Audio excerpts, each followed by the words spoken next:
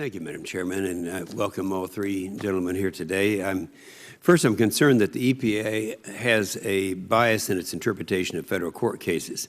In a recent case involving Summit Petroleum, the EPA required the company to combine or aggregate the emissions of multiple oil and gas wells spread out over 42 square miles in Michigan and consider them as though they were one source. This triggered an expensive permitting requirement that would have given the EPA a foothold of additional regulation over this entity.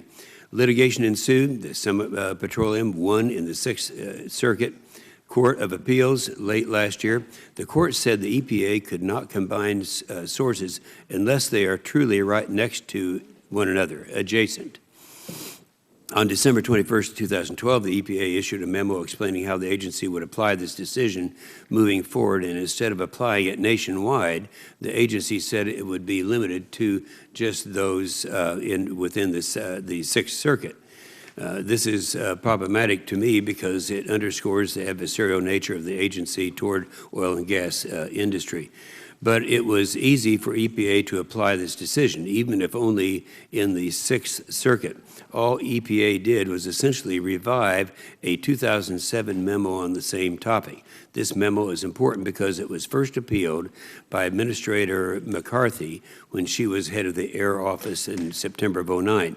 While the previous administration had interpreted the law correctly, Administrator McCarthy made a policy decision that was intended to require more EPA permitting of oil and gas wells in inappropriately combining the emissions of multiple sources into one.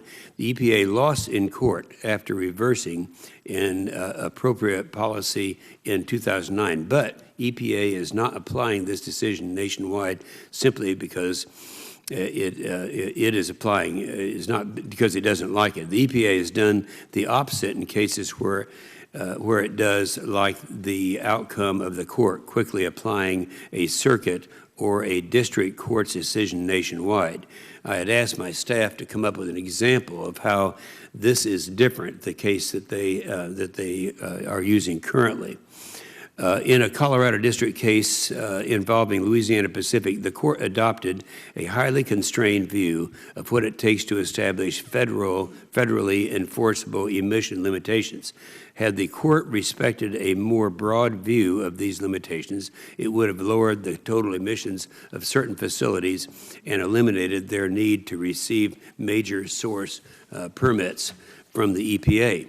But because the EPA wanted to increase the number of sources requiring permitting, it issued a new guidance document applying the district court's decision nationwide, just the opposite of what we have today, soon after the decision was made at great cost to the affected entities. I'm also concerned about the agency's use of highly unreliable and objectionable methods to calculate the benefits of rules it is putting together. Most notably, the Water Office's 316B cooling water rule relies on a stated preference survey to justify its high cost.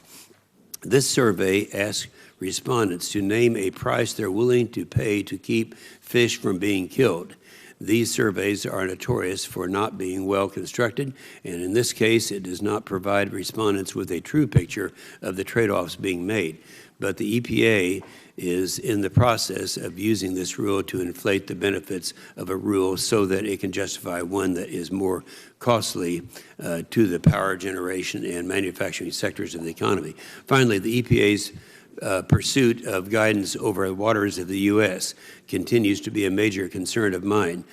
Congress flatly rejected the proposals of expanding the agencies beyond the navigation waters when the Clean Water Restoration Act was considered in the 111th Congress. And of course, you remember that, Ken, because you were there. Actually, we're working with Congressman Oberstar. At that time, I think he was the ranking member. And anyway, that was taking place at that time. And not only did we beat that, but we also, the two authors, Oberstar and Feingold in the Senate, were both defeated in the next election. So I can see that there was a lot of enthusiasm for stopping that. So that's right. You're about to hit that. Go ahead and do it. And I'm looking forward to this hearing. As am I. As am I. Okay.